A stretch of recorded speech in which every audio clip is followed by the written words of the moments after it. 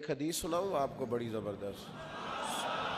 نبی کریم صلی اللہ تعالی علیہ وسلم نے ارشاد فرمایا میری تمام امت کے گناہ اللہ تعالیٰ معاف کر دے گا، ساری امت کے گناہ بخش دے گا سوائے اس بندے کے جس نے اپنا گناہ خود فاش کر دیا، جس نے اپنا پردہ خود کھول دیا۔ اللہ سب کے گناہ معاف کر دے گا۔ یہ بخاری کتاب الادب کی روایت عرض کر رہا ہوں۔ حضور فرماتے ہیں بندے نے رات کو گناہ کیا، اللہ نے اس پہ پردہ ڈال دیا، پردہ پوشی کر دی، لیکن یہ ایسا بد نصیب ہے صبح اٹھ کے لوگوں کو خود اپنا گناہ بتا رہا ہے، میں نے یہ کیا، میں نے یہ جرم کیا۔ یہ لوگ بتاتے ہیں نا، قصے کہانیاں سناتے ہیں، جی ہم جب جوان ہوتے تھے یہ بھی کیا، تم نے کیا کرنا ہے، ہم نے تو معاذ اللہ بڑا شباب کباب دیکھا، فلاں کیا فلاں کیا۔ گناہ کا اظہار بھی گناہ ہے۔